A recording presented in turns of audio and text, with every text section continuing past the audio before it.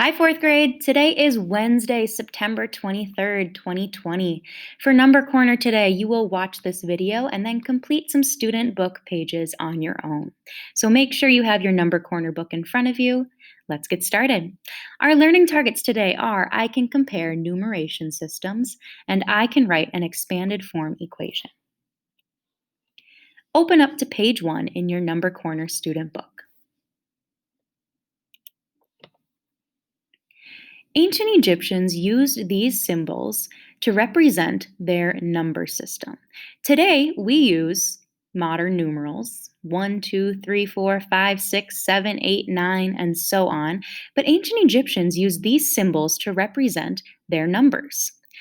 So take a look at all of these symbols and what they are equivalent to in our modern day number system.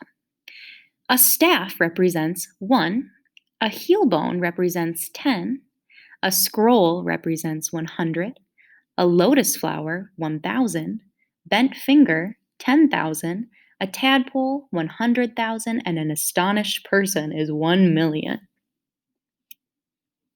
Like our counting system today, the ancient Egyptian system also functions in base 10.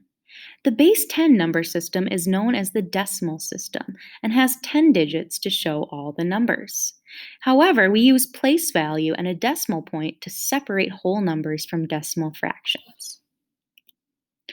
On the first page in your Number Corner book, you're going to see that we are going to compare our base 10 pieces, our modern numerals, the numbers we use today, and ancient Egyptian numerals. So take a look at this chart to see what is equivalent to each other. The base 10 piece, just a single piece, represents 1, which also represents a staff in the ancient Egyptian numeral system. The base 10 strip, which is worth 10 because it has 10 pieces, is worth 10 in our number system and is represented by a heel bone in the ancient Egyptian numeral system. The base 10 mat is worth 100 because there are 100 pieces, and we can say that's the same thing as a scroll in the ancient Egyptian numeral system. On page 1, you are going to try this on your own. They will give you base 10 pieces, and your job is to compare that to the modern numeral system and to the ancient Egyptian numeral system. So take a look at the base 10 pieces in this example. We have one mat, which is worth 100. We have 2 strips, and each strip is worth 10. So because we have 2, that means we have 20. And we have 1 piece.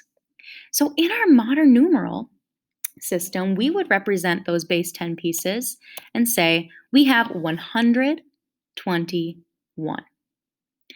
All right, now to write this in your ancient Egyptian numeral system, you might have to look back at that chart to know exactly what to draw. But because we have 100, we know that is represented by a scroll. We have 2 tens, so that means we're going to write 2, or we're going to draw 2 heel bones. And we only have 1 piece, 1, 1. So we're going to draw 1 staff. So on page 1, you will complete the rest independently. On page 2, you will see these instructions. The ancient Egyptian system of numerals is additive. What does that mean? Once you learn the symbols, all you have to do is add their values together. Write an addition equation in modern numbers to show the value of each of these ancient numbers.